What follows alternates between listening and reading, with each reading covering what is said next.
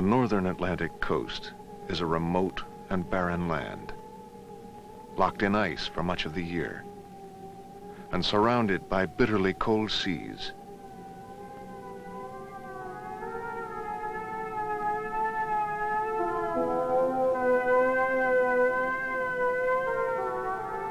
It is almost unimaginable that ancient peoples could have survived in this desolate region.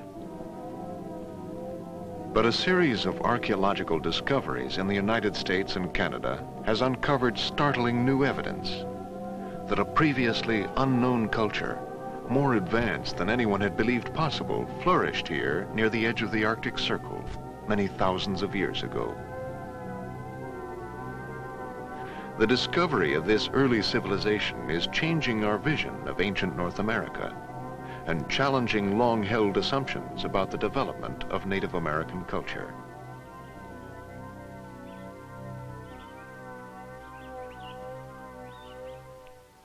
The story begins just over a century ago with an accidental discovery on the coast of Maine. It gradually unfolds into one of the great quests of American archaeology: the search for the lost red paint people.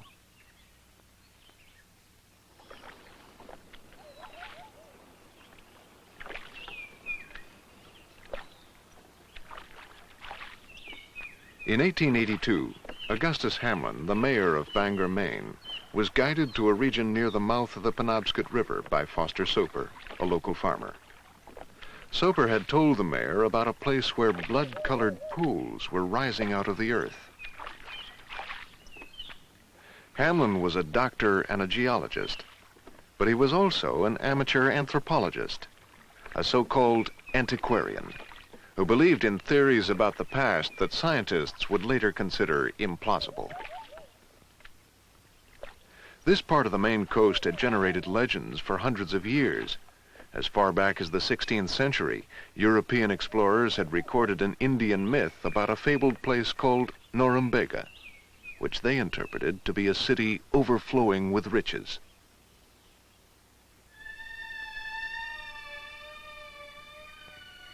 This map of 1569 placed Norumbega near the mouth of the Penobscot River. Hamlin had searched, but he never found a trace of a lost city.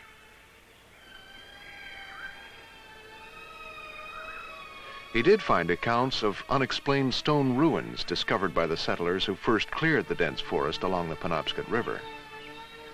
Like other antiquarians of his time, Hamlin believed that these were the ruins of structures built by Europeans who arrived in the New World before Columbus. He suggested that they might be the remains of Vinland, the lost colony of the Vikings.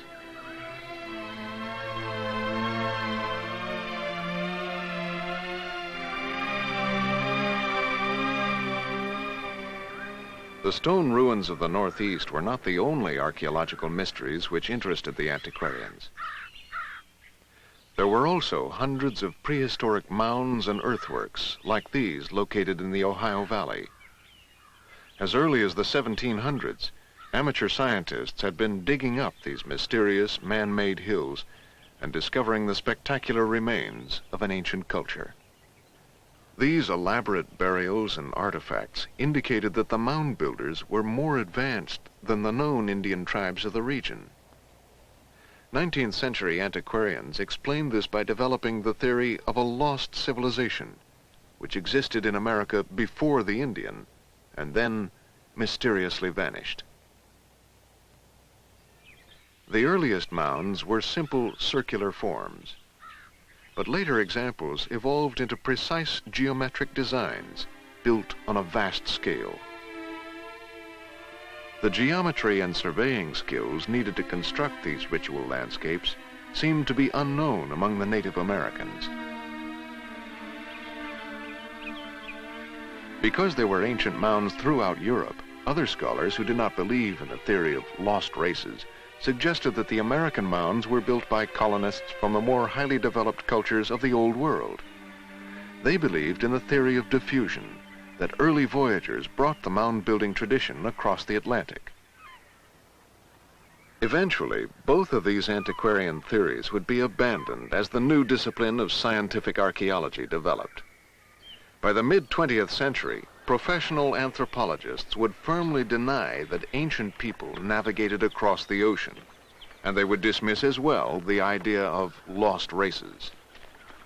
But here, in the landscape forming the heart of the old Norumbega myth, Hamlin, the antiquarian, was about to make a discovery which would eventually change scientific beliefs. Though its real significance was not understood for 100 years, what he found here was the first evidence of a completely unknown, ancient race of skilled seafaring people who once lived along the Atlantic coast.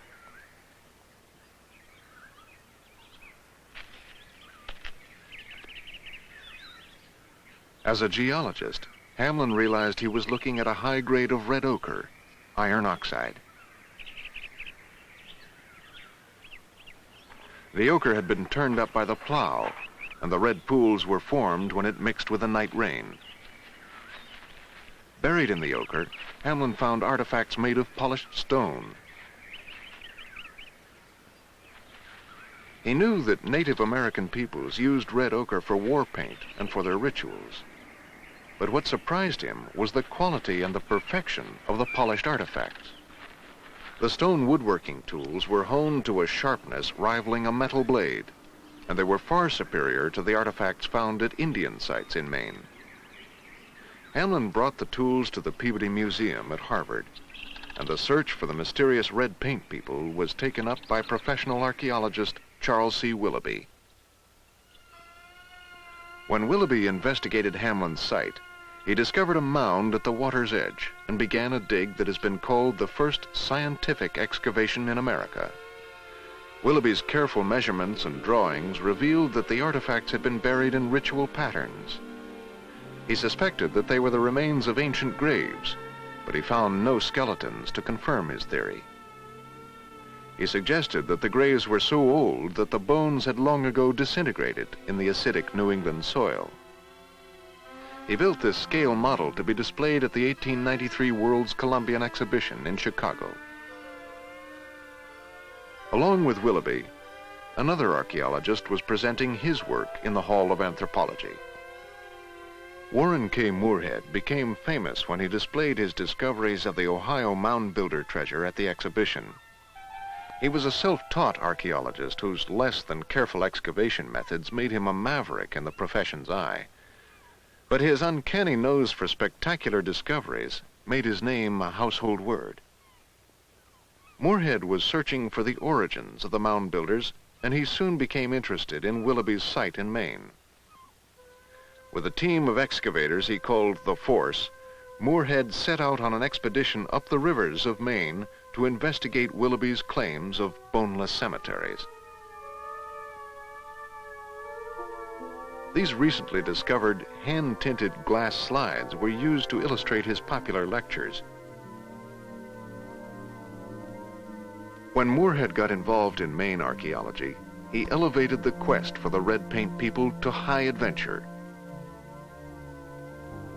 Like Hamlin, Moorhead was impressed by the quality of the tools.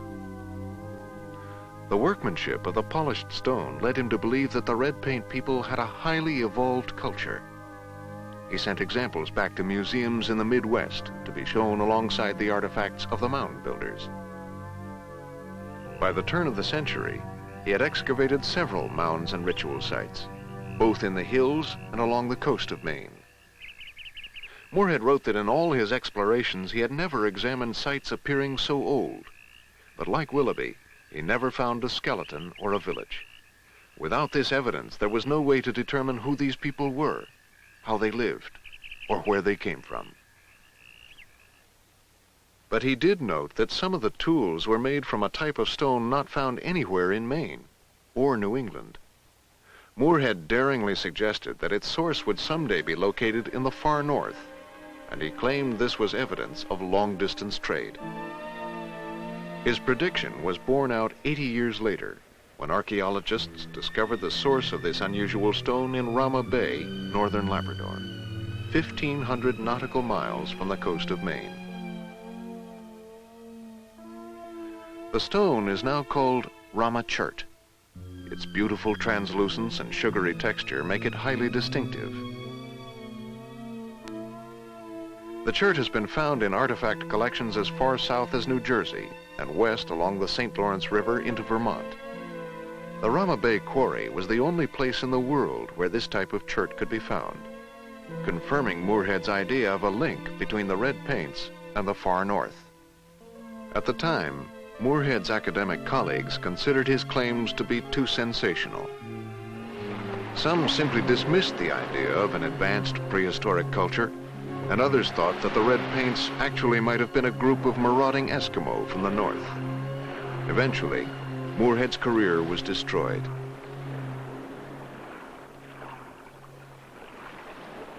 Not surprisingly, the next generation of professional anthropologists avoided the question, and the mystery of the red paint culture was temporarily forgotten. It was not until the 1930s that another major discovery occurred in Maine. This one was found by chance under an Indian shell heap on the edge of Blue Hill Bay. These heaps are the discarded remains of shellfish built up by generations of tribes who returned year after year to harvest the ocean creatures. They have been found in many places along the Atlantic coast. On Blue Hill Bay, red ochre began eroding from the bottom of a heap known as the Nevin site. It was brought to the attention of archaeologist Douglas Byers. The layers of crushed shell formed a calcium-rich mixture that neutralized the acidic soil. At the bottom, Byers found the badly disintegrated remains of full skeletons covered in red ochre, just as Moorhead and Willoughby had predicted. Byers also found bone artifacts with surprisingly beautiful decorations engraved into the surface. No one had expected to find such precise geometric designs among the red paints. But the most surprising discoveries at the Nevin site were toggling harpoons and the remains of swordfish, a deep-water ocean species. These artifacts were the first clue that the red paint people might be a seafaring race. At the time, most of American anthropology resisted this idea. There seemed to be no historical evidence for ocean navigation among the Indians. But then, the next major red paint discovery in Maine occurred on a remote island in Penobscot Bay. In the late 1960s, Dr. Bruce Bork of the Maine State Museum investigated a shell heap on North Haven Island. Near the bottom, he found the remains of a red paint fishing station. Well, 10 years ago, we didn't really understand much about the lifestyle of the people who left these cemeteries. Then in 1971, I began excavations at the Turner Farm site and got down near the bottom of this deep shell heap to a series of strata that related to a village of what I call the Moorhead phase, people who left these cemeteries. Dr. Bork and his crew had a tool which had been unavailable to early archaeologists. They used radiocarbon dating to determine that the red paint occupation of the island occurred over 4,000 years ago. This surprisingly early date indicated that the red paint culture predated the mound builder civilizations of the Midwest by more than 2,000 years. And we were surprised to find that most of the bone, or a great deal of the bone, related to maritime activity. Specifically, codfish was very abundant, and very surprisingly, swordfish was tremendously abundant. Now, both these animals, swordfish and codfish, are deep water animals. The people of the Moorhead phase were very skilled at going out and traveling the several miles necessary to get to the ideal hunting and fishing places for these two species. The gouges, which are so prominent in the red paint graves, suggest to us great skill at working wood. And when you combine the evidence we have here for dependence on deep water marine species with the apparent importance or skill in woodworking, the sense then is that these people were maritime hunters who made very competent seacraft. The boats that these people used were seaworthy, they were rugged, probably large dugout canoes, perhaps not too different from those we know from the northwest coast during the historic period. The sea peoples of the Pacific Northwest have recently become a model to help anthropologists visualize the way of life of the red paint people. This rare footage of Northwest Coast Indians was produced at the turn of the century by photographer Edward Curtis.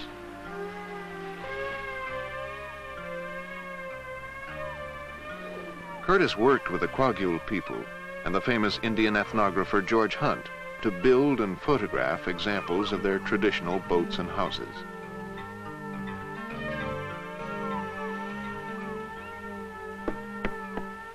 Here, George Hunt demonstrates the woodworking tools of the Northwest Coast that are similar in shape and function to the tools found in the red paint burials of Maine.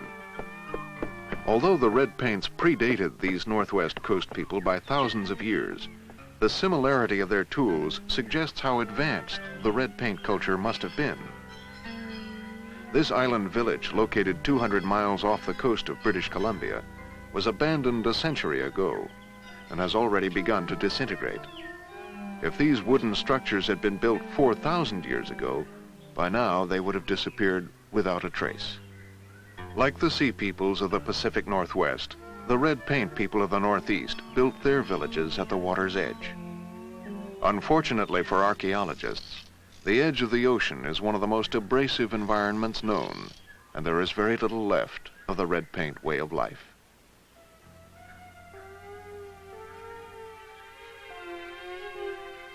At the same time as Dr. Bork's work in Maine, there was an accidental discovery at the edge of an island in the Canadian Maritimes. Port au Choix is a fishing community in northwestern Newfoundland. In 1968, construction began for a new movie theater on the outskirts of town. A bulldozer cut through a patch of red ochre, and the work was stopped as Dr. James Tuck from Memorial University in St. John's was called in. I came up to see what had been found. It was something that we'd been looking for a long time, because it's apparently the remains of a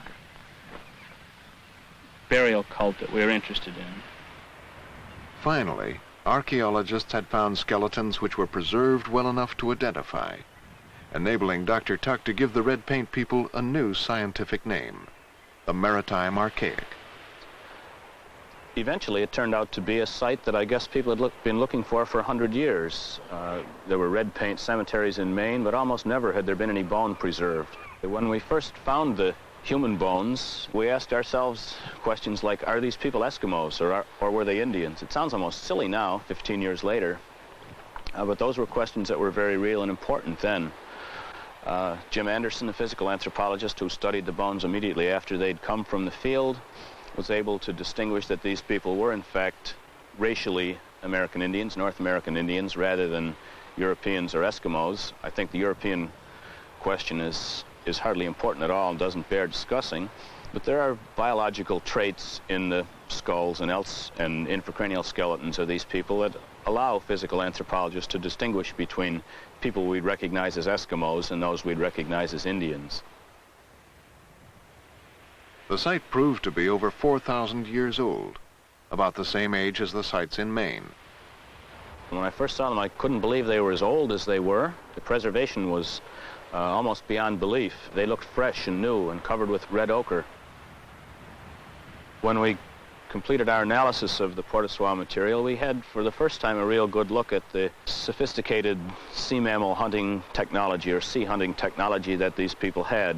Their weapons included toggling harpoons and barbed harpoons. These were used to harpoon sea mammals. The polished slate and bone lance points were probably used to dispatch sea mammals, seals and walrus and so forth. There were specialized fish spears, things called lysters, and a very sophisticated and well-developed technology for exploiting the resources of the Gulf of St. Lawrence. I think that the analogy is probably pretty good between East and West. They certainly had a boating technology, of which we know a great deal on the West Coast, but very little here because of preservation. You get the impression, though, from looking at the collections from both areas, that the British Columbia material is much more rich, say, in terms of wood technology. I'll bet, though, if you found a maritime archaic site with the same kind of preservation as you find in British Columbia, really be a surprise, knock your socks off, some of the stuff they had. If the Native American cultures of the Northwest Coast are any guide, the spiritual beliefs of the maritime archaic were shaped by powerful forces in the natural environment. Anthropologists use the term shamanism to describe the religion of hunting cultures around the northern globe. Shamanism is not so much a formalized religion, but a way of relating to the spirits of nature. To the shaman, each particular object, animal, and place has a spiritual identity, and the shaman communicates with these forces through a state of trance, often experienced alone in the wilderness. This altered state of consciousness is brought on by starvation, physical exertion, or psychoactive substances. The ritual is often accompanied by drumming, chanting, and dancing. The shaman gains intuition and uses it to guide the community, curing illness and ensuring success in hunting and war. These spiritual techniques have existed for thousands of years and have been documented into modern times. This 16th century European print of a sorcerer in a trance was one of the first visual records of native life on the Atlantic coast. 400 years later, anthropologist Franz Boas documented a similar event when he filmed this Northwest Coast shaman for his study of ritual gestures. Edward Curtis, in his film work, dramatized the shaman's ritual. With the help of George Hunt, he recreated a sacred place in the wilderness. The Indian selects the skulls of certain ancestors who will share in the experience. The dancing may last a few hours or a few days, but it is followed by a trance-like sleep in which the shaman speaks with the spirits of the natural world. At some point in history, that natural world and its spiritual realm expanded when people began to communicate with the animal spirits of the sea. A good example of that might be the killer whale effigy that was found on the chest of a young adult male. It's probably speculation, but we know that other sea mammal hunters have had killer whale cults. Why not the people at Port au Soir? Communication with the spirits of the sea was a major step for these ancient cultures which had been dominated by land spirits for countless millennia. The recognition of these new and powerful spiritual forces released people from their bondage to the land and opened up a wider world of maritime travel and trade. For these traditional cultures, we can imagine that navigation was a ritual where the shaman pilot consulted the winds, the waves, the animals, and the stars. Along with the whales, several artifacts from the burials at Port au Choix indicate that water birds were also important to the maritime archaic. The birds' habits and migration patterns would have been especially important for piloting and navigation. The image of the water bird, here carved on a comb, was a common motif. Dr. Tuck also found burials covered with the beaks of a species known as the great auk. These flightless, penguin-like birds once traveled in huge flocks which swam across the ocean from their home in Iceland to the shores of North America. They spread out in a mass which extended for miles across the surface of the ocean as they moved slowly along their migration route from Labrador to the Carolinas. The species was so easy for sailors to hunt that it became extinct in 1844. Perhaps by following the slow-moving auks, the maritime archaic first explored the remote shores of northern Labrador.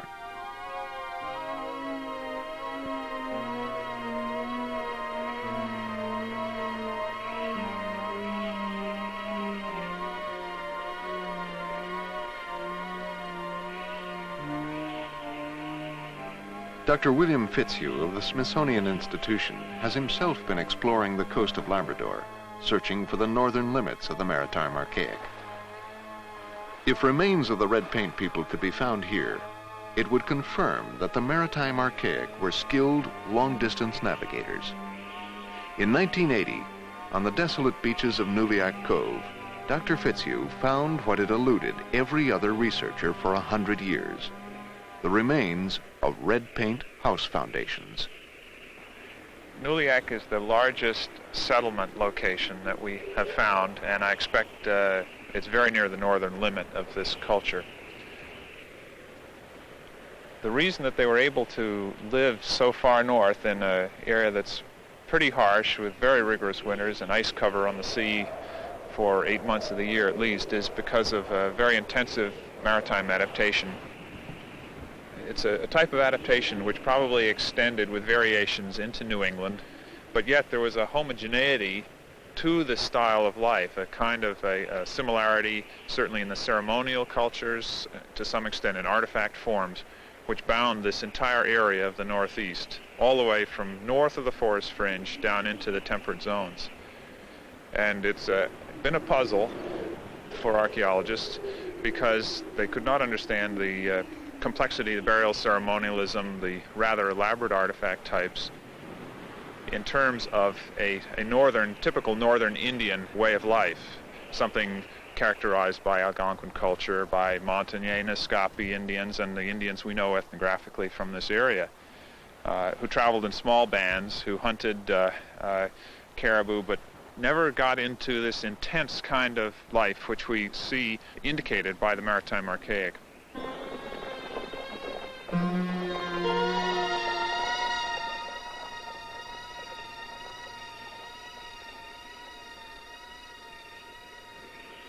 Caribou come down to Nuliak off the hills up here, and they tend to follow each other frequently so that there's a trail which develops.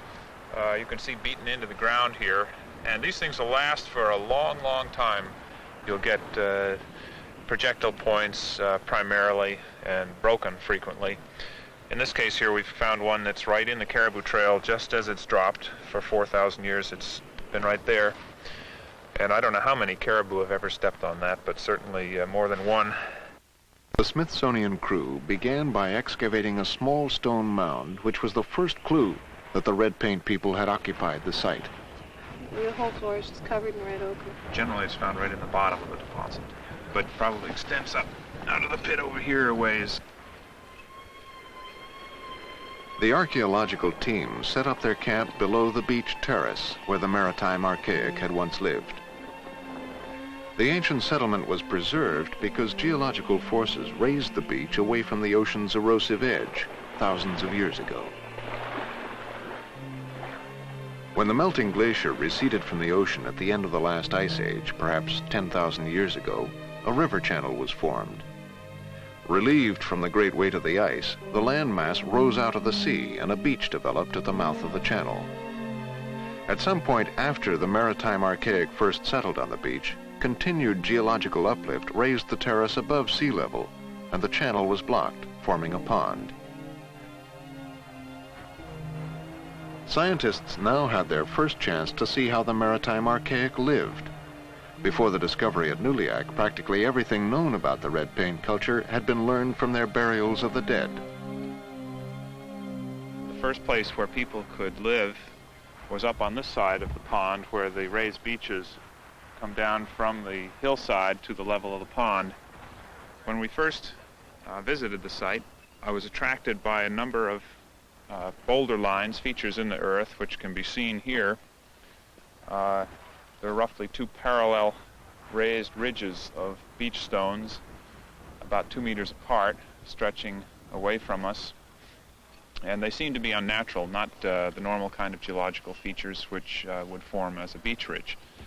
And when we started looking at these things, we began finding evidence of human activity throughout the interior of these 2 boulder lines, and such things as flakes of ramachurt,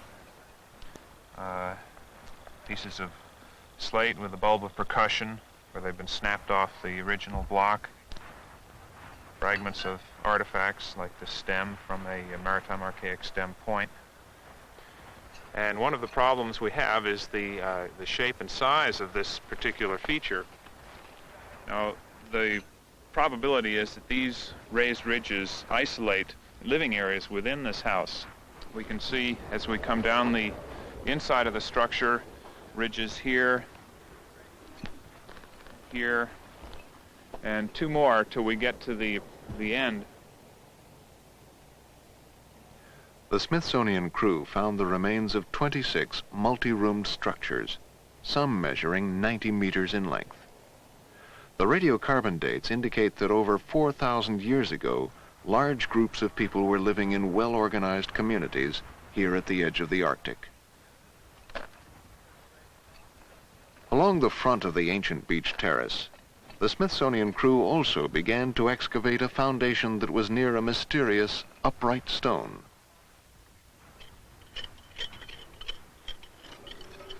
This is a typical deposit containing fire-cracked rock, chips of ramachurt, fragments of tool-making activity, pieces of broken tools that have been burned in the fire, charcoal flecks, red ochre. This whole arrangement of artifacts is a little interesting because of this big stone here, which may have been a structural feature of the house or a seat or have served some other purpose, but it is interesting that the material is distributed in a cluster around this large rock. Like the small standing stone Dr. Fitzhugh found on the beach at Nuliak, there are other stone monuments in Labrador that also remain an archaeological mystery. Found primarily along the coast, these stone pinnacles may have had both a spiritual and a practical purpose.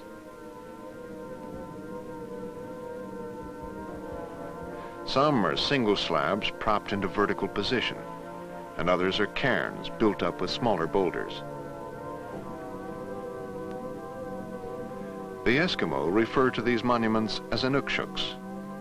Their traditions say that the stone markers point the way to settlements. Boat pilots can navigate along the coast by using a simple technique of alignments and angles to identify their positions offshore.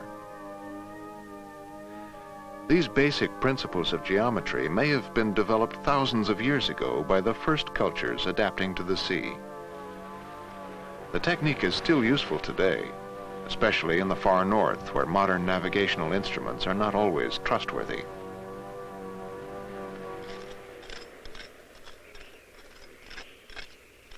Here we have a grinding slab of some sort, probably for polishing ground slate axes and gouges. Implements such as stemmed projectile points and knives. They had a whole variety of stem points, from large to small, perhaps some for hunting birds, others for sea mammals. And in addition, a very distinctive artifact, soapstone plummets, which are found in large numbers in southern Labrador maritime archaic sites and seem to be restricted to the 4,000-year-old time period. Plummets have often been found in red paint burials, and they were probably used as fishing weights. But the smallest examples are often beautifully crafted, sometimes decorated, and may have been used for other purposes. This engraved pendant from Nuliak is a rare discovery. A complex geometric design, along with other markings, indicate a high level of intellectual development among the maritime archaic over 4,000 years ago.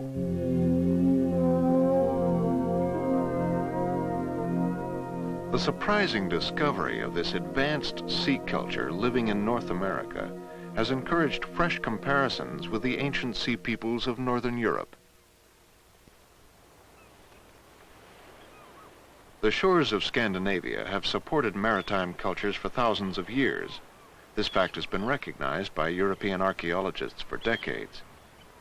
In Norway, Professor Paul Simonsen of the Tromsø Museum has studied the remains of cultures that once lived above the Arctic Circle. At the very beginning of human habitation after the Ice Age up here, people came along the coast simply because the whole of the inland still were covered by the ice sheets. It's impossible to imagine people walking up along the Norwegian coasts because of the fjords and because of the ice.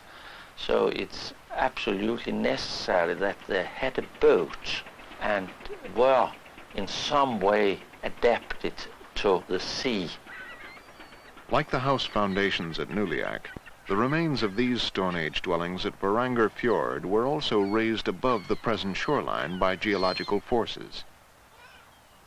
The site was discovered in the 1930s, and Professor Simonsen began his excavation of the structures in the early 1950s.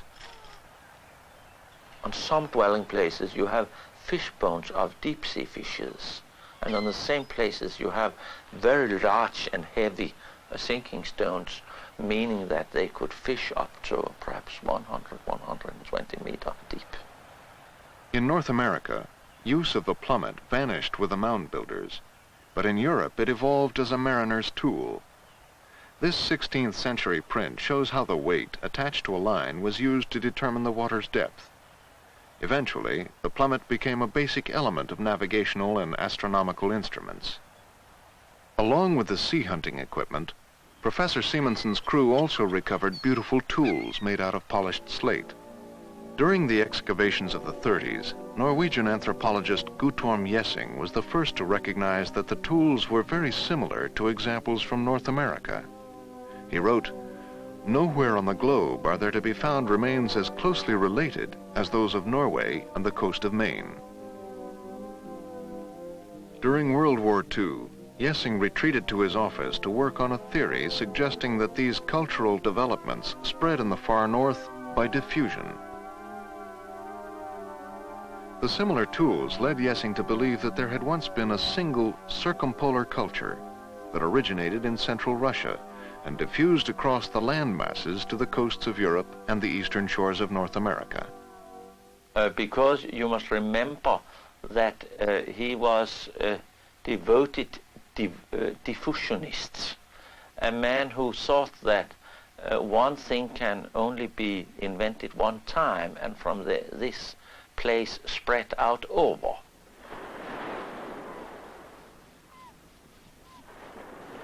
If people living one in New England and the other in Norway made two things quite alike, we are inclined to say they had invented them independent. But if people are living very near each other and then are making things quite alike, we say that one must have learned it from the other. But we don't know for sure. More important than tools, Jessing identified what he believed to be deeper connections between the spiritual beliefs in both hemispheres. For example, this engraved bone from Norway has a geometric design created by mapping out an alignment of dots and then connecting them to form a straight line. This same technique of aligned dots was also used to engrave the decorations on the bone daggers found at the Nevin site on the coast of Maine. These traits, which are very, very alike, are not only traits for practical purpose. They are ornamentation, they are patterns, they are spiritual things. Along with the artwork, Jessing carefully studied the spiritual traditions of northern cultures. This archival footage of a Lappish shaman was filmed in the Norwegian Arctic. It shows a ritual involving a standing stone which may be thousands of years old.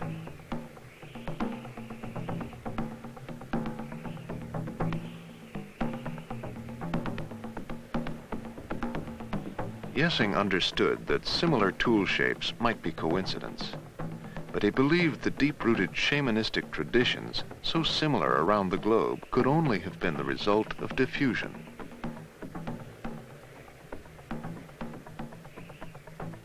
At first, Jessing's theory of land diffusion was widely hailed by his colleagues.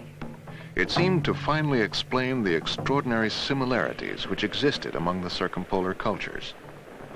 But appealing as the theory was, there was no proof to back it up. During the 1950s, archaeologists working in central Russia and western Canada could not find any evidence that a circumpolar culture had diffused across the central landmasses. Eventually, his theory was put on the top shelf to collect dust, but Jessing never gave up his idea of land diffusion. According to Professor Simonson, Jessing never considered the possibility that ancient peoples could have been skilled mariners. I have never seen the word maritime adaptation in his papers. I don't think that just this perspective was a part of his Arctic concepts. To me, there still is a lot of sense in his theories, I'll not speak about the circumpolar Stone Age. I'll not speak about the circumpolar culture at all. But circumpolar connections and communications from people to people surely exist, and some cultural traits will be transmitted over very, very long east-west distances in the Arctic. Like the trade patterns along the coast of North America, there were extensive networks which linked the people of Norway with other sea-adapted cultures to the south. Artifacts have been found in Norway that were manufactured here on the coast of Denmark. In 1975, at a site called Vedbæk, archaeologists from the Danish National Museum discovered the remains of a sea-adapted culture that was once part of this trade network. Thousands of years ago, there was a channel where these yellow flowers now bloom. On the hills that surrounded the water, they discovered 19 burials. Radiocarbon dates indicated that the graves were over 7,000 years old, 3,000 years older than the maritime archaic sites found in North America. Some of the burials may have been ritual sacrifices. This woman wore a large necklace of teeth to her grave. A small child, perhaps her own, was placed at her side. When the woman and child were first discovered, they were covered with red ochre. A round, polished stone lay near the woman's fractured skull, and a knife blade rested at the midsection of the infant. In all these burials, we find the red ochre. That, of course, has been open to a lot of speculation what the meaning of the red ochre, how that should be understood.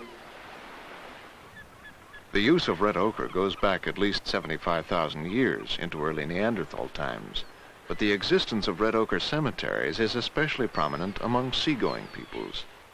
Like the maritime archaic burials in North America, the red ochre cemeteries of Europe are found along the shore.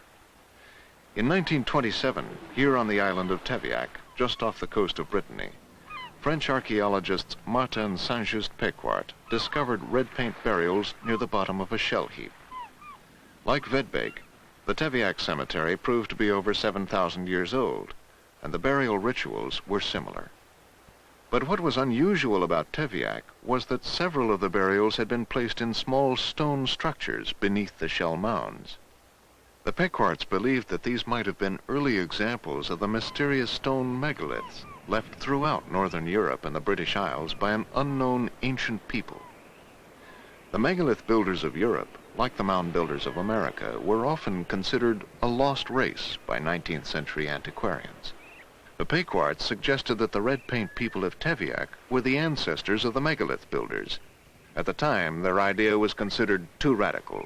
Most anthropologists believed that the chambered mounds and alignments of standing stones had been built by Neolithic farming peoples of a much more recent time period. But further north, along the rocky coasts of western Sweden, conditions made it necessary for the ancient inhabitants to live primarily by fishing, not farming. Cambridge University archaeologist Graham Clark has studied these ancient maritime peoples. His research also suggests that the early megalith builders were a seagoing culture.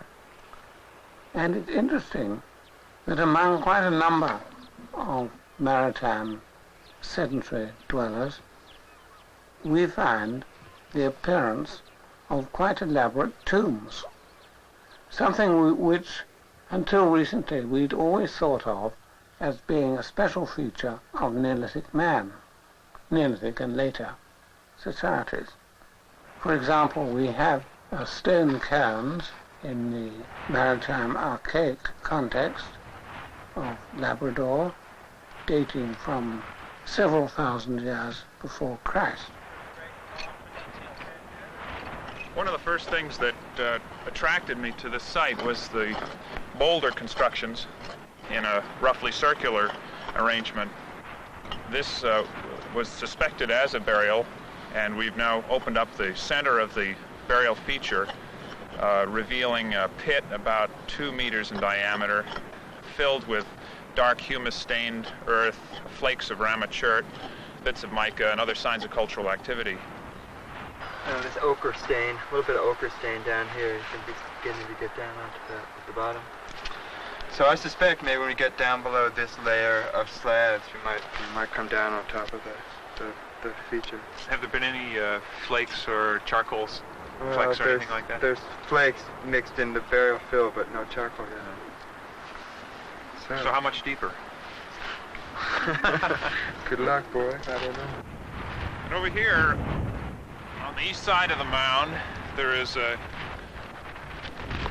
crypt of some sort, a chamber built out of stones in a rather unusual way for maritime archaic culture. We've never seen anything like this before.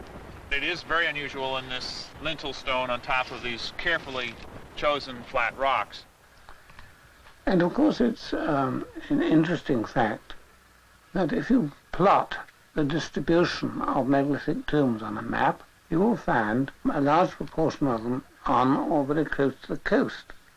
This, in the past, was interpreted in terms of diffusion, but it is equally possible that such megalithic structures were built by people whose economy was based fundamentally on fishing, not on farming. Just as antiquarians once believed that the stone ruins in America came from the Old World, anthropologists also once believed that the megalithic tradition in Europe spread by diffusion from the Middle East. For antiquarians and scientists alike, the stone ruins along the Atlantic coast have remained a provocative problem in human prehistory. But Professor Clark's work suggests that a new understanding of these early maritime cultures may offer answers in the future. Over 7,000 years ago, these early seagoing people may have been the first highly evolved civilization to inhabit the European coast. Across the Atlantic, where the awareness of an ancient maritime culture along the northeast coast is a brand new idea, the phenomenon of the red paint people may also help to explain the antiquarian mysteries of the New World. As researchers discover more about the maritime archaic, they are beginning to realize that these early sea peoples may have left a legacy with far-ranging effects on the development of Indian cultures in the Northeast. Scientists are unsure of where the maritime archaic tradition began, but the earliest evidence has been found here on the coast of Labrador. When the French fishermen settled here in the 17th century, they named this bay L'Anse Morte, the Bay of Death. The name gradually changed to L'Anse Amour, the Bay of Love. Ironically, the primary attraction of L'Anse Amour today is this burial mound. Excavated by Dr. James Tuck and Professor Robert McGee, the site proved to be one of the most important maritime archaic discoveries in North America. When we first came, we saw only a corner of it that had been exposed by this road construction and subsequent erosion. We excavated the mound in quadrants, and near the center there was this rectangular stone cyst made of upright stones. We were a little disappointed because there was no skeleton nor any artifacts in there, a little bit of red ochre. But when we dug below the cyst, just to make sure there was nothing there, we were really surprised to find the skeleton of a child about 12 or 13 years old, buried face down, head to the west. We don't know if it was a male or female because it was too young to be able to tell. It's an unusual burial, especially for so much time and effort and expense to have been lavished on a young child. It might be that these are not quite so much, or not entirely for the disposal of the dead, but represent as well renewal rights for the community, holding the community together. A large flat rock lay across the burial, and ritual fires had been set due north and south. The charcoal samples were radiocarbon dated to about 7,500 years ago, making this the earliest known maritime archaic burial site in North America. The almost identical dates in both Europe and America were a surprise to scientists. Previous theories about cultural development, from the antiquarians to Yessing, were based on the assumption that diffusion had to originate among the more advanced races of Europe. But this new evidence suggests that cultural development may have been parallel on both sides of the Atlantic over 7,000 years ago. The evidence also compels diffusionists to ask whether these ancient ceremonial traditions were once carried from North America to the shores of Europe, along the prevailing northern route of the Gulf Stream. The Lansamore burial is also an important clue to the mystery of the mound builders in North America. It predates the mounds of the Midwest by more than 5,000 years. I suppose you could consider this the start of a mound tradition in the New World. This burial and the ones at Brador and elsewhere are more than 7,000 years old. I think, therefore, that they're the oldest burial mounds, certainly in this part of the world, maybe in most of North America. The artifacts themselves included a toggling harpoon of a design we've never seen before or since, and since it's 7,500 years old, it's, if not the oldest, one of the oldest toggling harpoons that's ever been found. So these guys were pretty sophisticated sea mammal hunters. From the time of Lansamore, the red paint people flourished for about 4,000 more years. Then, without explanation, the traces of their culture vanish from the archaeological record. Most of the artifacts we have seen were never intended for our eyes, but of all their remains, the most intriguing are those which they wanted us to see, the ritual monuments they left in the landscapes of the Northeast. Dr. Fitzhugh believes that these ancient people, the first to live on these subarctic coasts, have left us a glimpse of an early ritual tradition as it appeared in the New World. Well, one of the interesting features of the maritime archaic, in Labrador at least, is the association between ceremonial sites, burial sites, and eminent, prominent locations. And it seemed as though people were selecting these locations for qualities of the land: high hills, sweeping vistas, magnificent scenery, as well as conditions that were suitable for excavating burials, sandy terraces and things like that. The early maritime archaic mounds seem to be individual structures with single burials in them on these prominent locations. They're always at the fronts of the terraces, very near the sea, very near the most sweeping panorama that you can get. The Ballybrack situation is probably the most dramatic I've seen, but we have located maybe 10 or 12 maritime archaic burial areas, and all of them have these characteristics. They're not putting the ceremonial sites back in under the hills, hiding them away. It's as though the individual is buried, wanted to be placed in such a position so that he could see out across the sea. And I think the people were interested in this kind of concept of beauty and landscape mixed with mountains and waterfalls and everything else. There's a lot of that in Labrador, but the sites that they choose to live in are really rather special that way. You don't find that with other cultures, either with the Eskimo cultures or the other Indian cultures. The discovery of the maritime archaic represents one of the rare instances when antiquarian mystery and scientific exploration have merged. Together, they have revealed an unknown chapter in the ancient history of North America.